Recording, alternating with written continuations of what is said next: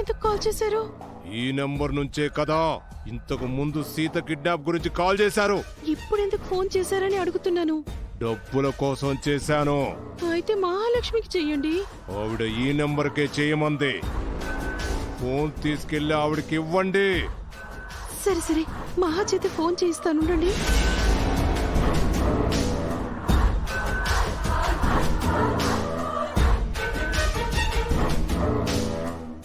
అర్చన,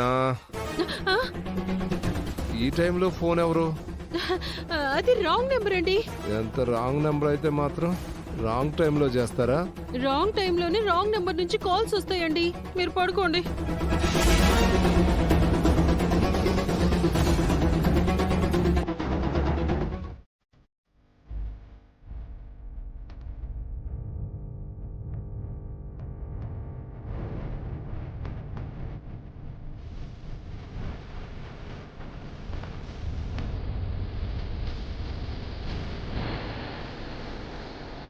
తీసి సీత అంతా వినేసిందా? వినుంటే మా ఇద్దరి పని గోవిందా.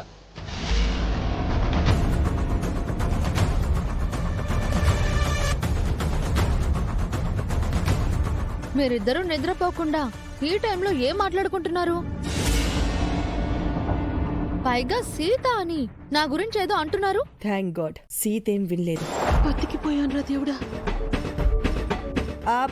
ఏం లేదు సీత, నీ విషయంలో జరిగిన దాని గురించి బాగా ఫీల్ అవుతున్నాము. అవును సీత, నువ్వు కిడ్నాప్ అవ్వడం మాకు చాలా బాధగా అనిపించింది. అదే విషయం ఇద్దరం డిస్కస్ చేసుకుంటున్నాం. మీరెప్పుడు ఇంత మంచిగా మారిపోయారు అత్తలు. నిద్ర మానుకుని నా గురించి బాధపడుతున్నారు అంటే చాలా ఆశ్చర్యంగా ఉంది. అదేంటి సీత, మనలో మనకి 100 గొడవలుంటాయి. అంత మాత్రాన నువ్వు మా కోడలివి కాకుండా పోతావా? నీ గురించి మేము ఆలోచించకుండా పోతామా? మనం గొడవ పడతాము, మళ్ళీ కలిసిపోతాము. కానీ బయట వాళ్ళెవరో నిన్ను కిడ్నాప్ చేస్తే మాకు బాధగా ఉండదో చెప్పు. నన్ను కిడ్నాప్ చేయించింది బయట వాళ్ళో ఇంట్లో వాళ్ళో తొందరలోనే తెలుస్తుంది. ఆ కిడ్నాపర్స్ అందరి మొహాలు నాకు బాగా గుర్తున్నాయి. వాళ్ళని ఎక్కడ చూసినా గుర్తుపడతాను. ఎప్పుడైనా వాళ్ళు నా కంట పడ్డారో అప్పుడు తేలుస్తాను వాళ్ళ సంగతి, వాళ్ళ వెనక ఉన్న వాళ్ళ సంగతి.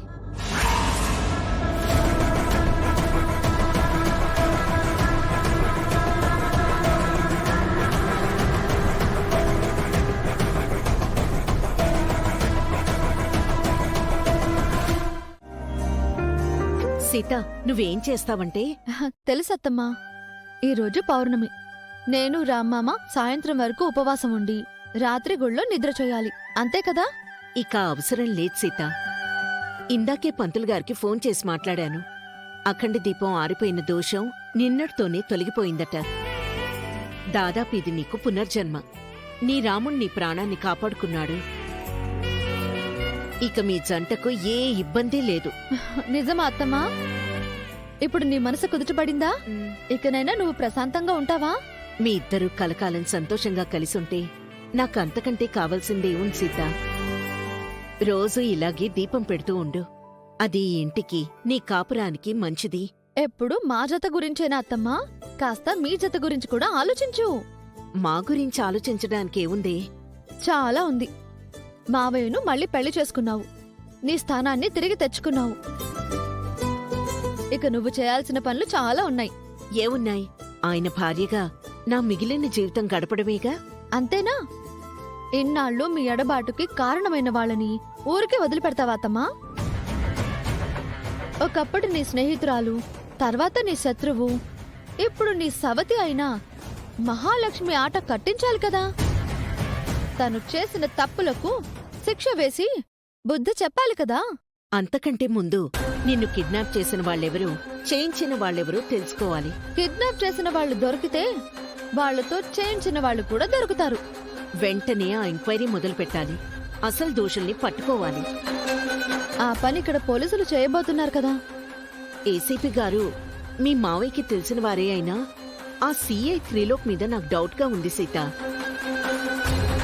మరోవైపు నీ కిడ్నాప్ వెనుక ఆ మహాలక్ష్మి హస్తం ఉందేమో అన్న అనుమానం కూడా ఉంది. మహాలక్ష్మితో చేతులు కలిపిన త్రీలో నీ కేసుని సరిగ్గా విచారిస్తాడు అని నాకు నమ్మకం లేదు. ఒక నిజాయితీపరుడైన నిక్కచ్చిగా ఉండే సిన్సియర్ ఆఫీసర్ కావాలి. అలాంటి ఆఫీసర్ ఎవరున్నారత్తమ్మా? నేను అప్పటి వరకు ఈ ఇంట్లోనే ఉంటాను.